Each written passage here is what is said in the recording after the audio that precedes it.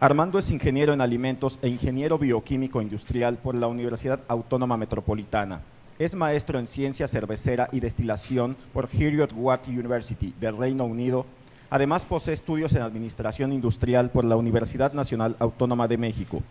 Es uno de los pocos mexicanos miembros del Institute of Brewing and Distilling.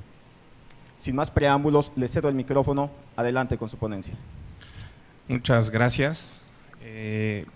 Muchas gracias por la invitación en este espacio, en la Feria del Mezcal. Es interesante que nos hayan invitado para esta plática sobre cerveza.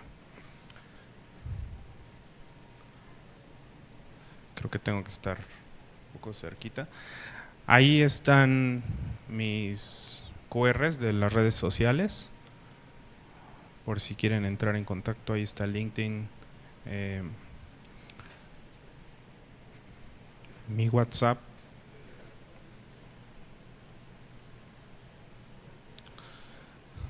Y bueno, principalmente de lo que les voy a platicar va a ser del origen de la cerveza para los que no estén muy familiarizados con este tema.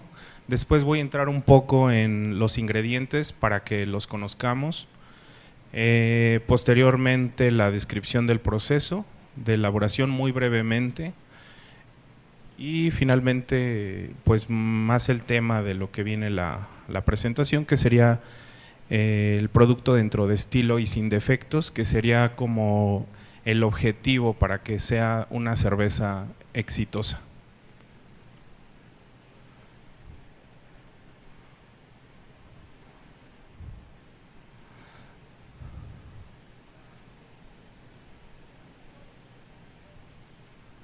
Muy bien.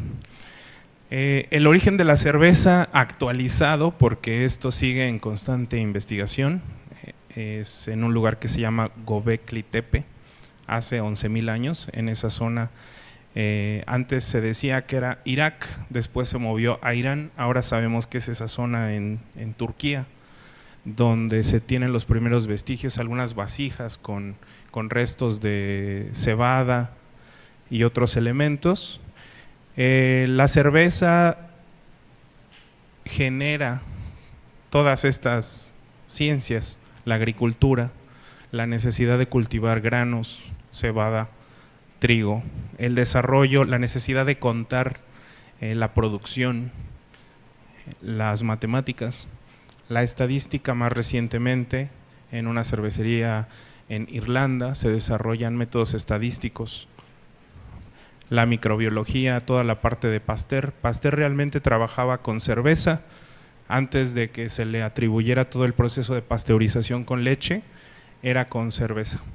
A Pasteur lo llamaban de las cervecerías, si había algún problema con algún sabor o algo, y él revisaba el producto y decía, tienes una contaminación bacteriana. Entonces así se desarrolló el proceso de pasteurizado, que para los que no conozcan el proceso, más o menos es llevarlo a 60 grados durante 15 minutos para eliminar algún microbio. Toda la parte bioquímica, toda la parte de desarrollo de diversas rutas metabólicas también aparece a partir de la cerveza, y pues la enzimología, ¿no?, que son catalizadores biológicos, que vamos a platicar de ellos más adelante. Y bueno, también la genética. La levadura es el primer microorganismo que se pudo analizar, todo su genoma, Saccharomyces cerevisiae. Bueno, ese sería el origen. ¿Qué es la cerveza? De acuerdo a la norma oficial mexicana 199, es una bebida alcohólica fermentada, no destilada, elaborada con malta, lúpulo, levadura y agua. A diferencia del mezcal, bueno, todas las bebidas alcohólicas parten de un mosto dulce, que después se pone en contacto con un microorganismo y se empieza a fermentar, es decir, el microorganismo empieza a consumir los azúcares y produce CO2 y etanol. En el caso del mezcal, por ejemplo, después se tiene que hacer un proceso de destilación que permite que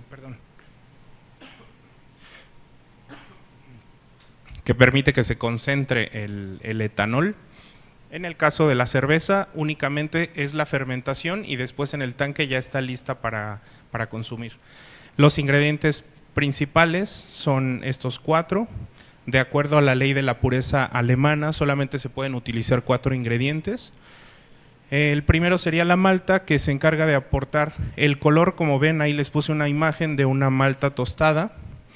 Cuando vemos que alguna cerveza tiene notas a chocolate o a café, no es que se le haya agregado estos ingredientes, todo lo desarrolla la malta, que sería cebada malteada. En la siguiente diapositiva les voy a platicar qué es la malta. Entonces la malta aporta color, sabor, aroma, azúcares para que se genere el grado alcohólico, es decir, a más granos le ponga en el mosto va a generarse mayor contenido alcohólico. Y el cuerpo, la parte del agua sería el volumen y el sabor, a partir de las sales, principalmente calcio, cloruro, sulfatos,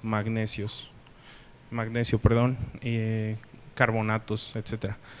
El lúpulo, que es una flor, que también tengo ahí una imagen que les coloqué, y esto va a generar el amargor de la cerveza, el sabor, el aroma, y es un antimicrobiano, es decir, mantiene a rayas a las bacterias por el hecho de tener este amargor que se aporta en el mosto, y finalmente la levadura, ¿no?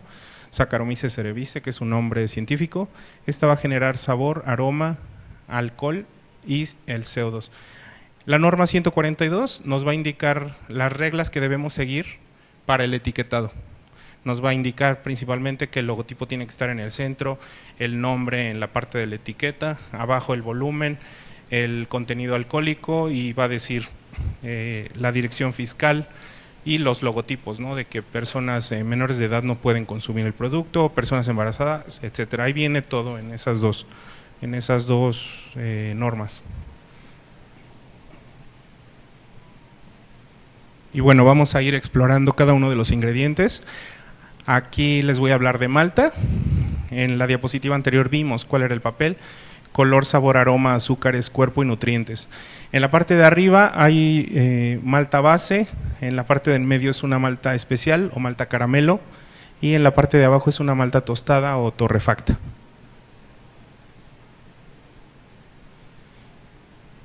En México principalmente se cultiva, en Estados Unidos se cultiva 2H, que es la malta por excelencia, la que nos va a dar un mayor contenido de extracto. Lo que queremos es un mosto dulce para que el microorganismo se lo coma y empiece a producir lo que queremos, ¿no?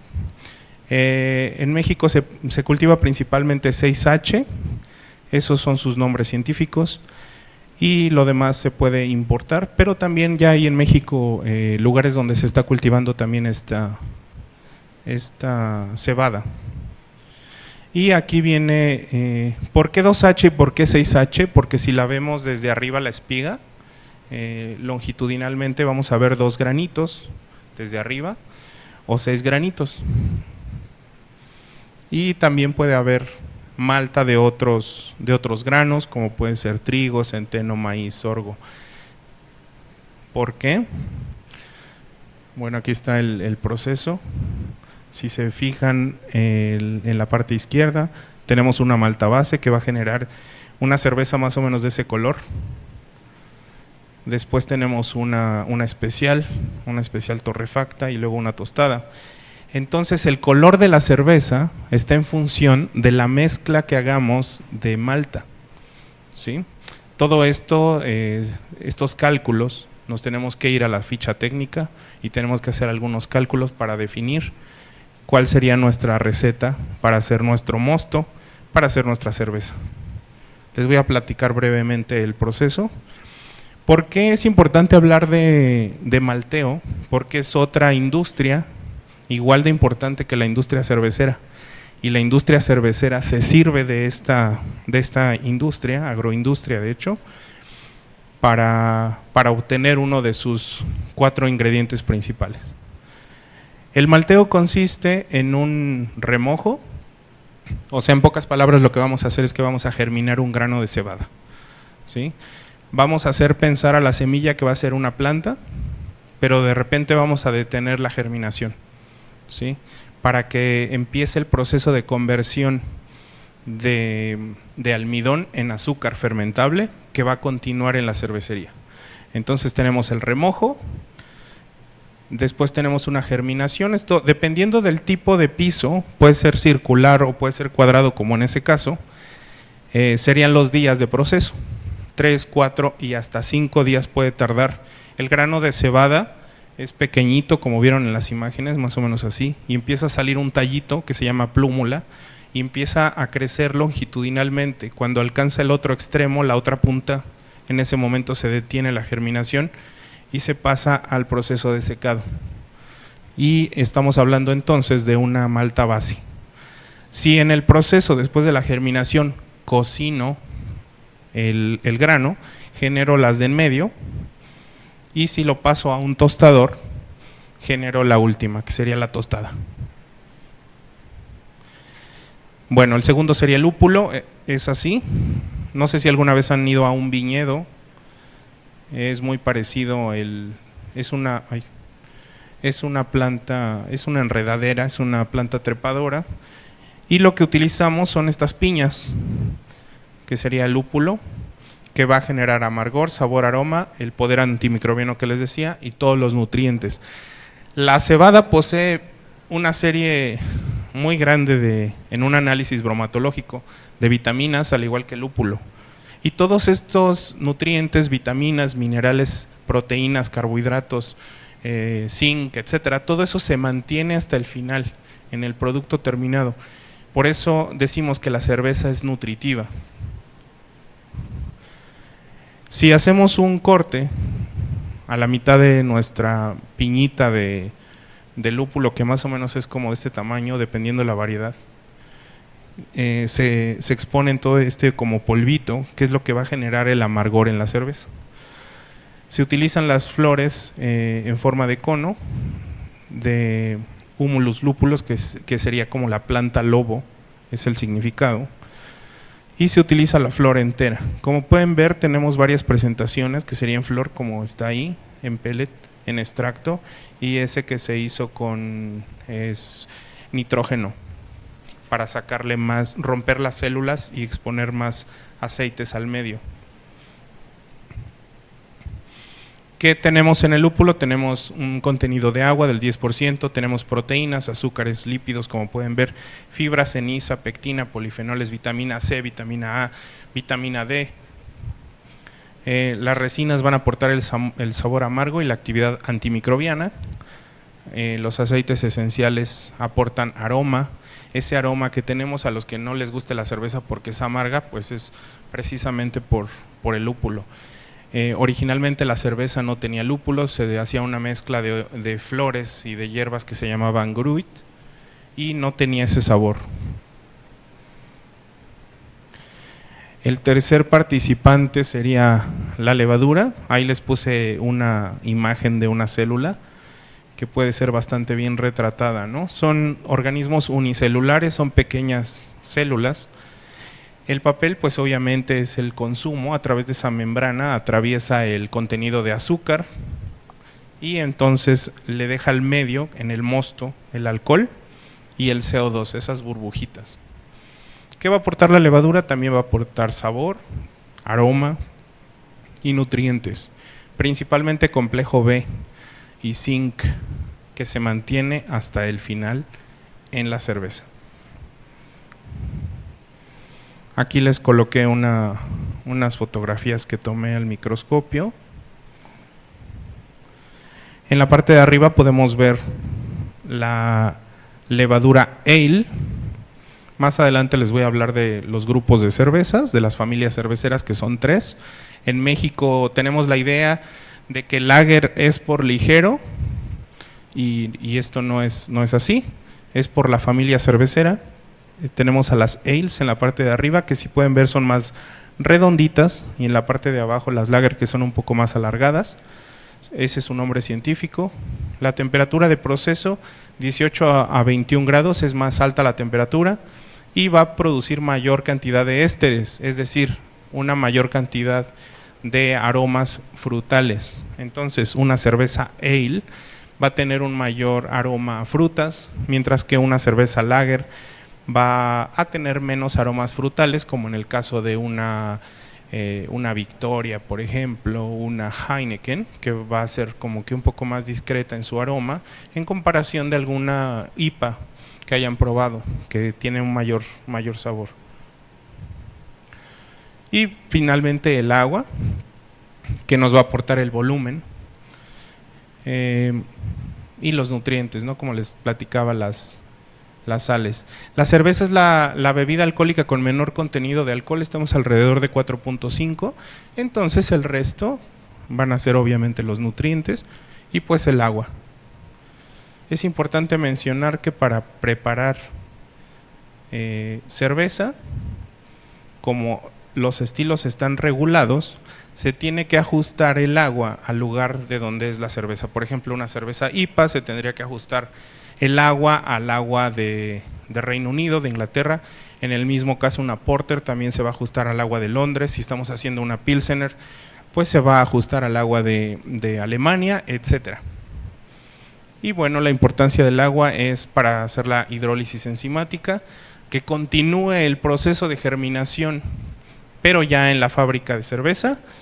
La temperatura, para que las enzimas hagan esos cortes, esa conversión entre almidón, como si fuera harina, que si nos la comemos pues no la podemos digerir, a la conversión a que si fuera azúcar, que entonces ya podemos digerir, ¿no? La levadura es muy parecida a nosotros, realmente lo que hace es que consume el azúcar, nosotros no producimos el alcohol, pero ella sí, y el gas. Entonces el pH también es muy importante en el proceso, la acidez, la alcalinidad, la dureza, principalmente calcio, magnesio, el cloruro para soportar ese dulzor de la malta y el sulfato para el amargor en el caso del lúpulo. Entonces jugamos con sulfato de calcio, cloruro de calcio, de magnesio y estas sales. Es mucha química que tiene el maestro cervecero para desarrollar su receta de cerveza, porque todo está regulado. Tienes unos parámetros que vamos a platicar más adelante. Y el calcio. El calcio es súper importante en el proceso de elaboración del mosto también. Ahí. Y bueno, aquí está el proceso de elaboración de cerveza. Inicia desde la parte de molienda hasta la parte de pasteurización. La configuración de equipos, porque por ahí tenía prometido que iba a hablar de equipos, puede ser en la primera parte donde dice mash tun y lauter tun son 2 tanques, pero la configuración puede ser de 2 tanques o de 3 tanques o de 4 tanques, dependiendo del tamaño de la cervecería. Pero bueno, el proceso inicia con la molienda de la malta, se muele la malta, pero no completamente, no queremos deshacer la cáscara, solamente queremos exponer la parte interna que ya está medio convertida a azúcar fermentable, y le vamos a añadir agua aproximadamente a 68 grados, no queremos matar el grano, solamente que pueda continuar con esta germinación en el tanque. Después pasa al macerador. En el macerador, imagínense que tienen la malta aplastada con agua, se empieza a girar, el maestro cervecero, si es muy artesanal el proceso, con una cuchara empieza a mover el grano, empieza a integrar perfectamente todo, entonces se vuelve como un grano gigante el macerador, y todo este grano gigante quiere continuar creciendo como si estuviera creciendo un tallo. Entonces imagínense que tienen almidón y se empiezan a hacer cortes en las cadenas de carbono, y al pasar 1 hora aproximadamente a 68 grados con mucho cuidado del maestro cervecero, toda esa agua que se agregó se vuelve mosto. Entonces todo este líquido es el que se va a volver cerveza, ¿sí? Una vez que pasaron estos 60 minutos, se hace un filtrado, se queda ahí el grano. Este grano se utiliza para forraje, se puede utilizar para alimentar ganado, o también se puede utilizar para generar canastitas para soportar cerveza, o se puede quemar para la misma caldera, para el proceso, para producir energía, o se puede añadir con bacterias que generen gas, ¿no? Y también para la combustión. Entonces, como ven, no se desperdicia nada. En el siguiente tanque, que sería el wort kettle, sería la olla de cocimiento, el hervor. Ahí tenemos el mosto cervecero ya muy dulce y se empieza a promover el hervor. Cuando empieza el hervor, se agregan las flores de lúpulo, ya sea en extracto, flor o pellet, y en ese momento se empieza a generar el amargor. Para que se genere el amargor debe de estar hirviendo el mosto, ¿sí? En ese momento hay una conversión de la molécula del lúpulo y se empieza a generar el amargor. A mayor cantidad de tiempo de hervor y mayor cantidad de lúpulo, va a ser mayor el amargor que tenga esa cerveza. Después hay un proceso de whirlpool que se hace girar el mosto con la finalidad de que todas estas cascaritas, si se fue alguna de la malta o el lúpulo, todo se vaya a la parte de abajo, se quede ahí atrapado, y después todo este mosto prácticamente estéril, que carece de bacterias, etcétera, se hace pasar por un intercambiador de calor, es decir, un equipo que me va a permitir bajar la temperatura del mosto y voy a poder transferir a un fermentador.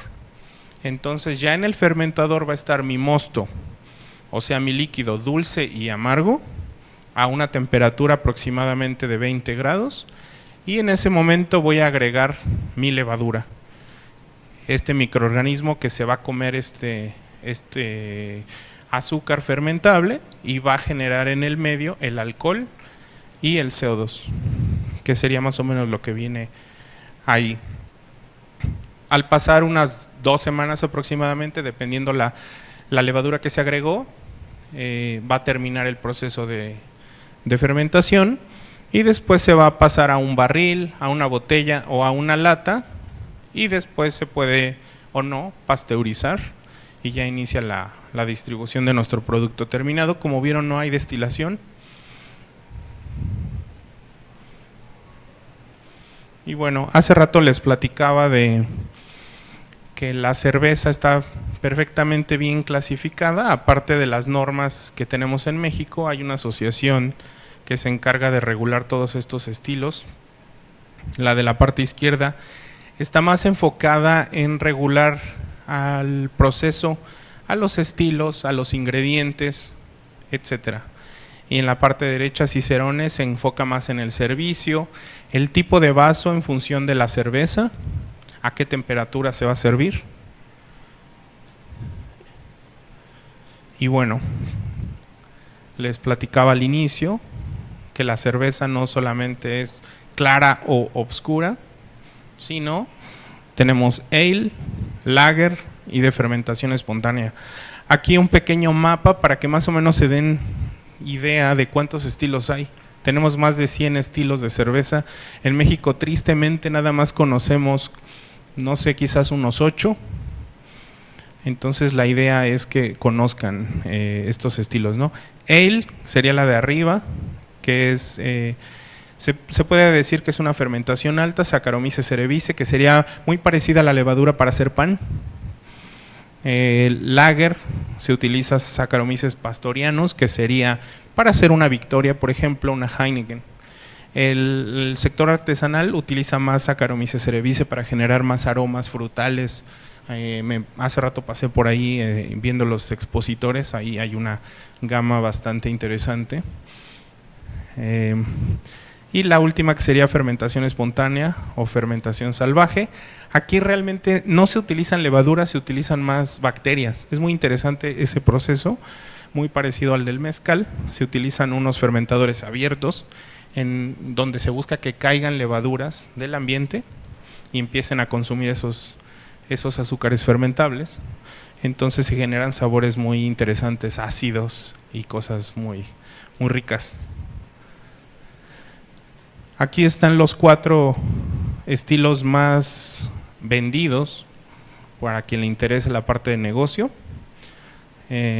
tenemos la lager ligera. Estos son los nombres de los estilos de estos 100 que les platico, pero estos son los 4 más populares. Está la lager ligera, lager americana ligera. Lager americana sería más o menos estos estilos de Budweiser, todos estos están basados en esos estilos Pilsener originales. Ahí también caería las cervezas light, las cervezas cero, las cervezas India Pale Ale, IPA inglesa, IPA americana, doble IPA, son cervezas muy amargas. Cuando vean IPA ya van a tener una idea de que es una cerveza que tiene demasiado lúpulo por sus siglas India Pale Ale. ¿Por qué India Pale Ale? Porque cuando los ingleses conquistaron la India mandaban cerveza a la India y esta llegaba contaminada porque iba en un barco, en una barrica. Entonces la forma de solucionarlo fue agregar un exceso de lúpulo. Entonces en el trayecto en barco, pues el lúpulo se iba calentando este mosto, iba dejando más amargor todavía. Cuando llegaba a la India, esta cerveza ya estaba súper amarga y pues gustó más. Entonces por eso aparece la IPA, la original sería la IPA inglesa. Después aparece el estilo americano. Cuando encontramos la palabra americano en una cerveza, se refiere a que todavía tiene más lúpulo, entonces todavía es más amarga. Si ven una American IPA es todavía más amarga. Para las personas que no hayan probado una cerveza artesanal, les recomiendo esta cerveza porque aparte de ser mi favorita, es como volver a probar por primera vez una cerveza. Entonces les recomiendo eso. Y pues una doble IPA, imagínense, ¿no? Tiene todavía más amargor. Una porter, que sería la clásica cerveza inglesa, sería la inglesa, y como dice americana, entonces significa que tiene, aparte de que es oscura, tiene también mucho lúpulo, es muy amarga. La cerveza stout, no sé si hayan probado ¿cuál es una popular? La Guinness, es muy oscura, sería esta stout irlandesa. Hay stout dulce, stout con avena, stout americana, que nos hace referencia otra vez a mucho lúpulo, muy amarga, muy oscura. Ahí más o menos vienen los vasitos.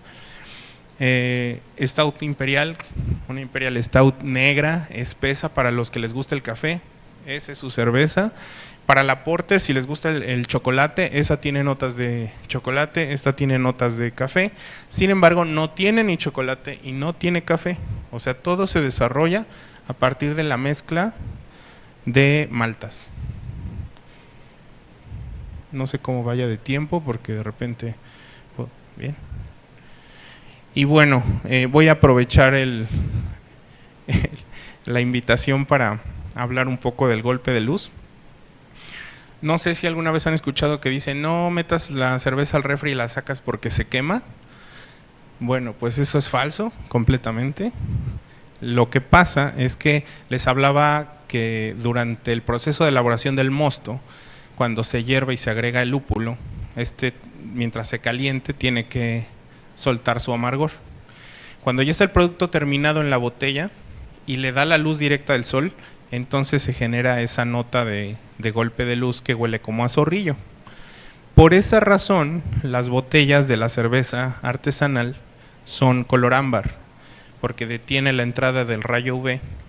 Entonces la molécula de lúpulo amarga se puede modificar por la luz y genera esa nota a zorrillo. Obviamente con una lata pues completamente impide, porque también tenemos la idea de que una cerveza en lata sabe diferente, puede ser de menor calidad porque es más barata. Es falso, ¿no? Detiene completamente los rayos UV y entonces la calidad de la cerveza es mejor porque es como si estuviera del fermentador directamente. No, si está bien protegida, por esa razón viene en un cartón que detiene la luz. Si estamos en un día de campo, carne asada, y se pone, que es lo que comúnmente sucede, en una hielera con hielo y le da el rayo UV, pues sí. Bastan 60 segundos para que empiece esta reacción. También va a pasar en una botella ámbar o en una botella verde, pero se va a tardar un poco más. pero está pensado todo. Todo está perfectamente bien planeado para que no suceda. Por esa razón el cartón, si tocan alguna ocasión una caja de estas, es muy gruesa y está corrugada así, tiene doble capa. Entonces tiene que estar bien manejada. Pero ahora que ya lo saben, pueden meter su cerveza al refri, sacarla, meterla, sacarla, y no va a pasar absolutamente nada. Y otra cuestión interesante también es ese sabor o ese aroma fenólico a curita, a cinta aislante. Ahí sería más cuestión del cervecero que revise sus temperaturas de fermentación. Muchas veces no se pone cuidado en la levadura, se hace una fermentación más alta, entonces se empiezan a generar esas notitas. Todo esto se puede corregir perfectamente. La ventaja que se tiene es que el mosto se hierve, el mosto de la cerveza, a diferencia de otras bebidas alcohólicas que no se hierven. Simplemente se deja que se fermenten libremente y lo que caiga, bacterias, levaduras, etcétera. Y estas otras bebidas, pues después se hace, como en el caso del mezcal, se hace una destilación, entonces ya se cuida perfectamente el producto. En el caso de la cerveza, no se hace una destilación, entonces por eso tenemos una mayor cantidad de nutrientes y un producto listo para consumo. Y bueno, no sé si hay algún cervecero presente. Súper. Entonces la idea es, pues les quiero extender la invitación para afiliarse a la Cámara Nacional de la Industria de la Cerveza y de la Malta, y para no aventarme ese nombre tan grande, mejor decimos Cerveceros de México. Nuestro objetivo es apoyar al desarrollo de la industria cervecera mexicana. Se tienen visitas con ustedes para ayudarlos a mejorar su proceso de identificación de problemas derivados a partir de la ceguera del taller. Normalmente los cerveceros empezamos haciendo cerveza en casa, con un garrafoncito, una hielera, etcétera, y fuimos creciendo poco a poco, ¿no? Y después ya tenemos una fábrica, etcétera. Entonces, de repente ya se nos va, ya no medimos la gravedad o no sé, no hacemos la prueba de yodo, por ejemplo. Simplemente ya hacemos el proceso, lo repetimos por la necesidad de producción, entonces tenemos esta ceguera, ¿no?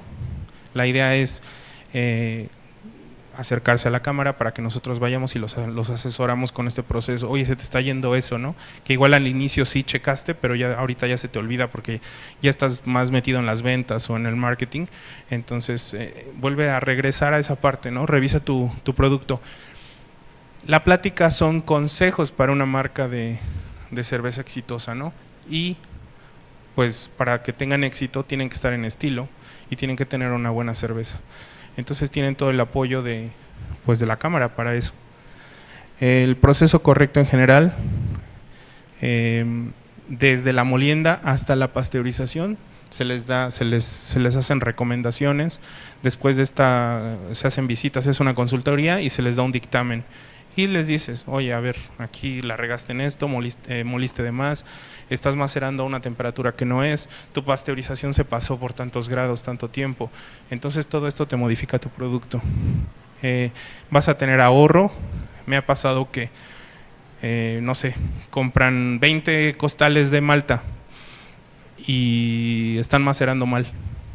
Haces prueba de yodo para los cerveceros, se revela en oscuro y dices, y ya terminaron, ya estaban en transferencia. Entonces gastaste de más en malta porque no hiciste una revisión, ¿no? del proceso. Entonces tienes ahorro, vas a tener un producto consistente porque vas a estar en el estilo, ¿no? O sea, si planeaste hacer una American IPA, pues que te salga una American IPA, ¿no? No que tengas una American Pale Ale o otro estilo. Y pues en automático ustedes saben lo importante que son las medallas para desarrollar su producto. Cerveza México, Aro Rojo, la Copa Cervecera del Pacífico, que nos permiten tener más ventas, ¿no? Porque tenemos más difusión. Todas estas cervecerías, Baja Brewing, Minerva, no sé, piensen, Wendland, Ceiba, Cru Cru, todas estas, ¿no? Que tuvieron, Hércules, ¿no? Que ahora está, pero con todo, ellos tuvieron muchísimos problemas al inicio y también empezaron así, haciendo cerveza en casa en un garrafón de 20 litros y ahora son las cervecerías más importantes de México. Bueno, aquí ya les platiqué de los problemas comunes: macerado, tiempos, temperaturas, conversión enzimática, clean in place, que es el lavado correcto. Muchas veces su proceso está increíblemente bien, pero no lavan bien sus equipos.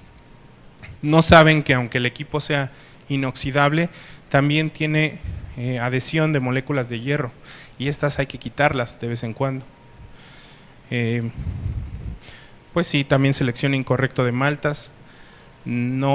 Quizá no tienen los fundamentos para desarrollar la receta o no conocen alguna malta y se casaron con una malta al inicio de su proceso y ahora hay que migrar, ¿no? A las nuevas maltas con nuevos desarrollos y tecnología, ¿no?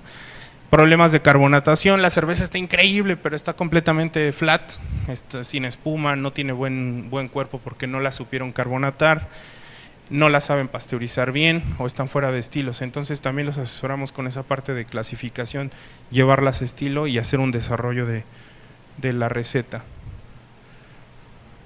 Y creo que ahí es todo. Ahí están mis QRs. El primero es el del LinkedIn, después tengo Instagram y ahí está mi WhatsApp por si quieren entrar en contacto. Y pues ya, me parece que es todo. No sé cuánto tiempo nos quedó. Sí, contamos con un espacio para quienes tengan preguntas, alguna aportación que hacerle al ponente. Con todo gusto les acerco el micrófono. Pregunten. Solo para preguntar, ¿cuánto dura esa cerveza después de que la haya uno preparado, ¿no? Sí, pues realmente está sujeto a lo que diga la ley, ¿no? O sea, tú le tienes que poner cierto tiempo de caducidad, pero si el proceso lo llevaste bien, te puede durar muchísimo tiempo. O sea, por esa razón la importancia de tener cuidado de todas las reglas, ¿no? El buen, ¿cómo se llama? Hay otra norma, ¿no? Que te dice las buenas prácticas de manufactura. Sí, las buenas prácticas de manufactura. Entonces te puede durar mucho, por eso también si la pasteurizas todavía te dura más. O sea, es un producto que tiene bastante buena vida de anaquel. También existe la pasteurización en frío con membranas. O sea, aquí el problema sería si algún otro microorganismo quiere como comer algo, pero es súper interesante ese tema. Por ejemplo, en la Edad Media, cuando teníamos agua contaminada por heces, la levadura era un microorganismo que competía. Entonces era más seguro beber cerveza que beber agua, ¿sí? Entonces más o menos como para que nos demos a la idea de qué tan bueno es este producto y que te va a durar muchísimo tiempo. Y entonces ahí nos pueden ir, si nosotros queremos aprender a preparar cerveza, pueden ir ayudándonos, ¿no? Sí, claro, de eso va. Cualquier persona se puede acercar a la cámara y pedir asesoría. No es necesario que seas afiliado. Como cervecería, pues claro, se sugiere que se afilien y reciben toda esa información. Sin embargo, no pasa nada. Cualquier persona se puede acercar a la cámara y se le da información y se le apoya. Sí, porque claro, nosotros somos de lo del mezcal, pues, pero sí me interesa pues lo de la cerveza. Mañana voy a hablar un poco de innovación en la industria, muy parecido a esto, y inclusive ha habido cervezas que tienen mucha colaboración con mezcal o con algunos otros productos. Inclusive hay cervezas que tienen mezcal también en colaboración. Sale, gracias, esa sería la pregunta. ¿Alguien más que tenga dudas, preguntas al respecto? Voy para allá. Buenos días, Felipe López de la Fermentería, cerveceros aquí de aquí estamos allá en el stand. Por favor, pasen a visitarnos porque tenemos muy buenas chelas. Somos 19 cerveceros actualmente que estamos acá y tenemos en verdad un chorro de estilos, muy buenas chelas y en verdad con mucho emprendimiento, con mucho cariño, con algunos problemitas de repente técnicos, ¿no? Porque como bien dices, ¿no? Empezamos a veces sin nada de conocimiento técnicos, otros un poquito más, y eso a la hora de producir, pues ahí hace que nos hemos dado de topes, ¿no? En el camino del emprendimiento y de esto tan bonito que es la cerveza. Pero la pregunta es para esto del desarrollo, ¿no? Digo, conozco a los cerveceros de México que están con un chorro de afiliados. Y mencionaste por ahí que los estilos, bueno, los más vendidos, ¿no? Las Light, las IPA, las Double IPA, Stout, Porter. Pero, ¿por qué crees que el estilo Sour no es tan vendido? Viendo que, digo, en lo que conocimos de marcas, vemos que las Sour están ahorita rompiendo el mercado. No únicamente las sour americanas, sino también las Guinness, ¿cómo se llama esta? Las saladas, ¿no? Las Ghost. Entonces, la pregunta es, ¿por qué crees tú que todavía no esté tan difundido este estilo, siendo que hasta puede ser utilizado, por ejemplo, bacterias de la producción de mezcal, que son bacterias muy buenas? Con una universidad yo trabajé levaduras de pulque, levadura de pulque y de mezcal para hacer una cerveza en un proyecto de tesis, y la verdad quedó impresionante, quedó mucho mejor el estilo sour que las Brettanomyces que se le llegan a poner de repente, ¿no? Las compradas por el alemán, ¿no? Entonces la pregunta es, ¿por qué siendo un estilo tan raro, tan rico, por qué crees que no se venda tanto? Ya. Sí, pues porque falta difusión, como bien lo dijiste, falta que los cerveceros, falta generar cultura cervecera. Estamos en una zona de confort que vendemos lo que tenemos y no queremos salirnos de ahí a lo mejor. Sí, también, o sea, realmente falta difusión. Cerveceros de México se está poniendo las pilas en ese sentido, tratando de generar cultura cervecera. No sé si han visitado el Instagram de la cámara, y ahí pueden ustedes ver que hay consejos, mucho de lo que les acabo de platicar viene ahí. Falta difusión realmente no son muchos los afiliados realmente a la cámara, estamos hablando de 22 max, 22, y realmente si tú revisas el catálogo de todos ellos, la mayoría tiene IPAs, como bien les platiqué, tienen porters, y de repente le ponen, por ejemplo, Cru. Cru tiene una porter con totomostle, que es la hoja de maíz tatemada, y se la agregan en el proceso, ¿no? Porque queda bastante bien. Y tienen una goce. Entonces, justo como para los que no sepan más o menos qué es este estilo, la pregunta iba encaminada a la tercera familia de cervezas de fermentación espontánea o salvaje. Y pues ellos lo venden bastante bien.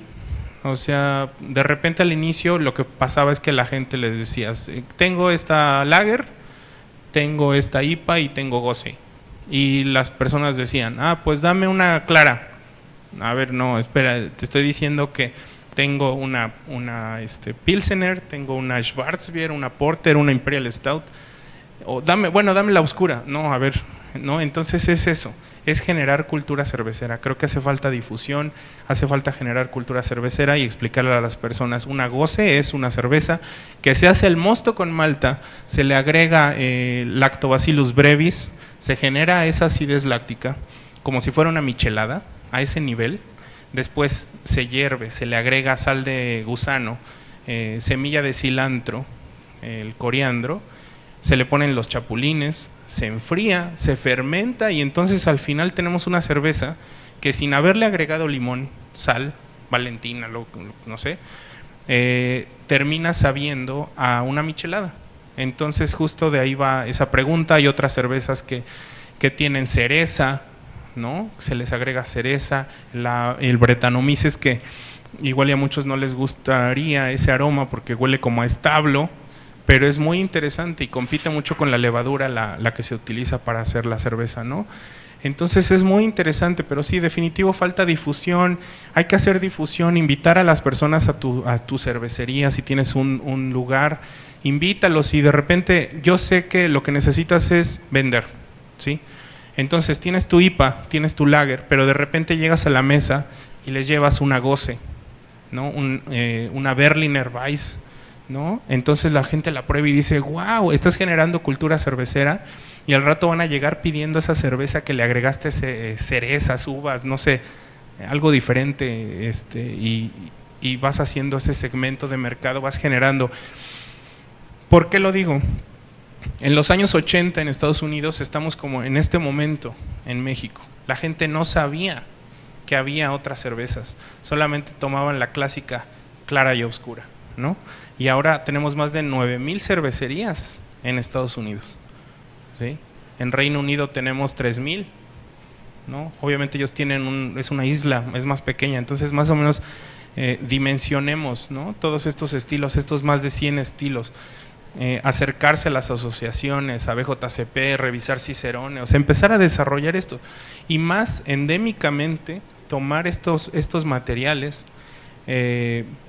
y aprovechar, ¿no? Toda esta riqueza cultural que hay en la zona y empezar a tomar frutas. El otro día me platicaban de la pitaya, ¿no? Y la probé y dije, wow, o sea, con una cerveza con pitaya va a generar un color rojo precioso. La gente la va a ver y va a decir, ¿qué es esto? Esto es una cerveza y va a ser ácida, una pitaya, pitahaya, etcétera, ¿no? O sea, ahí lo tienen, ahí se los dejo. Sí, mañana voy a hablar un poco más de otros ingredientes, su utilización, los tipos de vasos para los estilos. O sea, prácticamente es muy parecido porque les tengo que dar como un poco de contexto, historia, proceso, etcétera, pero voy a hablar un poquito más de vasos, estilos, etcétera. Sí, y insumos, frutitas, hierbas, hortalizas, etcétera. No sé cómo vamos. Vamos una pregunta más. Buenos días. Muchas gracias por la presentación. Gracias. Durante el proceso de filtrado del grano, ¿podrías extender la idea de cómo se hace el manejo de residuos orgánicos? Ya hablaste un poco de ello, pero ¿podrías extender más la idea? Claro y que sí. Una segunda pregunta es para Sí. el manejo y traslado de la cerveza. De forma económica, ¿cómo se puede hacer para que no le pegue la luz y pues no haya esta descomposición del sabor, como lo comentabas? Ok. Sí, no sé cómo vamos de tiempo, qué tanto me pueda... Unos 3, 4 minutitos. Ok, porque yo puedo hablar horas Además, súper interesante el tema. de esto.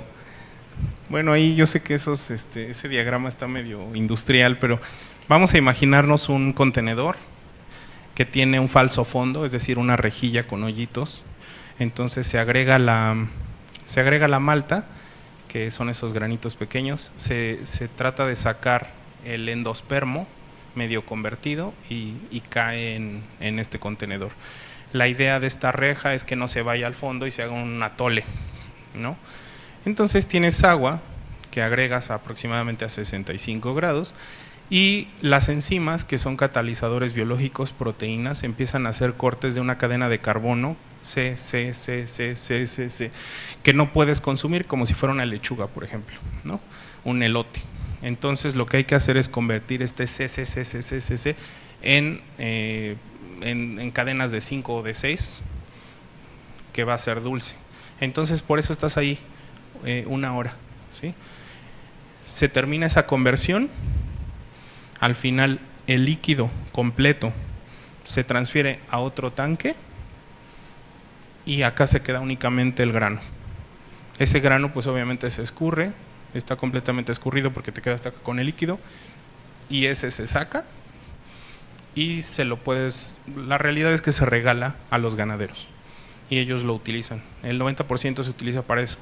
Algunas empresas ya con más tecnología lo pueden utilizar para generar gases para su misma caldera, etcétera. O hacer en Europa se usa mucho para generar como cartón, para hacer soportes para cerveza misma o para hacer cajas de cartón. Y respondiendo a la segunda, realmente nunca está en contacto el mosto con la luz, al menos en la fábrica, porque está todo en un tanque de acero inoxidable grueso, ¿no? Así más o menos dividido en 3 capas, ¿no? Para el traslado en caja. Sí, o sea, lo pones en una lata y completamente bloqueas la entrada de UV, o lo pones en una botella que obviamente detiene también el rayo, por eso el color, y pues nunca mandas las botellas solas, siempre se meten cajas de 24, de 12, de 6, se cierra completamente, se empaca en pallets y se manda a donde se tenga que mandar, o una caja, pero siempre está protegido. Sí, realmente no pasa que haya el descuido, ¿no?, de dejarla ahí directo a los rayos UV. Les agradecemos mucho, yo creo que el tema es súper interesante y más contando con un experto en el tema, quisiéramos que nos ampliara muchísimo más nuestros conocimientos, pero por respeto a la siguiente ponencia y también para poder continuar con nuestro programa, claro. El gobierno del estado de Oaxaca agradece a nuestro ponente y en este momento la directora de Desarrollo Sectorial, Marta Fabiola Medina Casas, va a proceder a entregarle un reconocimiento a nuestro ponente por presentarnos su ponencia Consejos para una marca de cerveza artesanal exitosa. Adelante, directora, Muchas por favor. gracias.